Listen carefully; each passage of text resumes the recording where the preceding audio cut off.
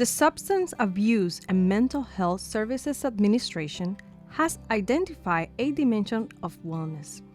To optimize health, experts in psychology and public health recommend focus on all of these forms of wellness: environmental, intellectual, physical, financial, social, spiritual, occupational, and emotional wellness. Emotional wellness is the foundation for overall health. Certain activities can help to create a balance in your health.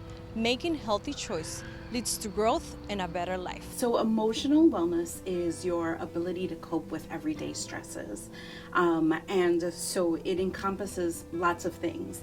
It encompasses how you cope, how you then handle these stresses, how your cognition works, and how you relate to people. Some of the common behaviors for at-risk youth are isolation, no longer socializing the way they used to, lack of sleep, lack of motivation, sadness, depression, talking about giving their things away, planning. Those are some of the things that you should look out for. According to the Centers for Disease Control and Prevention's Youth Risk Behavior Survey, released in June 2018, 20.9% of Latinos in New York City have seriously considered suicide, and 13.1% actually attempted to take their own lives. Community Life says suicide is the second leading cause of death for Latina teens in New York State. When we talk about suicide becoming an epidemic for Latina teens, there's a number of reasons.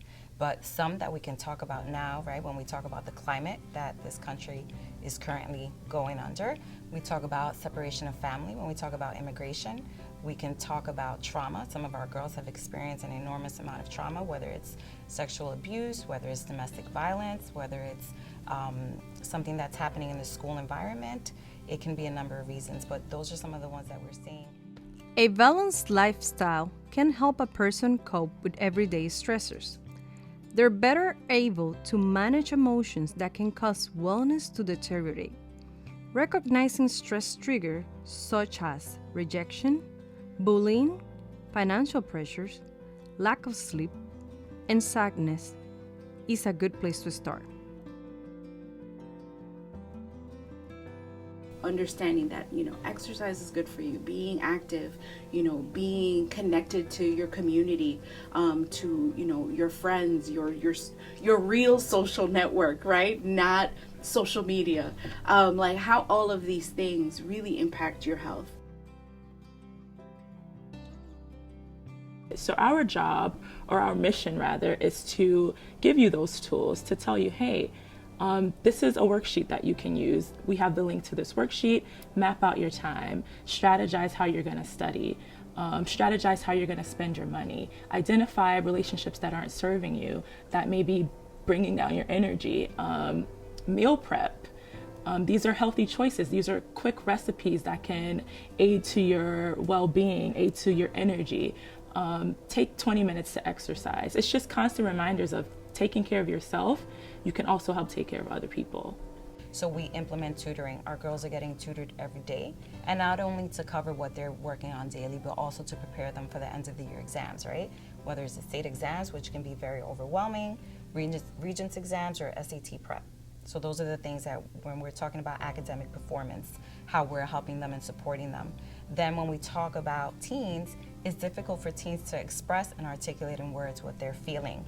So we're implementing creative arts. So we have visual arts, we have music where they're getting a complete music education program. They're learning string instruments, they're learning percussion, they're learning violin, piano, all sorts of musical instruments. And then we also have a healthy initiative where we're teaching them the relation between their emotional and their physical well-being.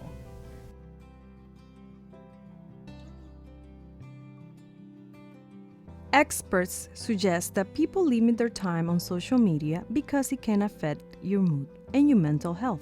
Beware of online bullying and verbal attacks. Don't believe everything in social media is real.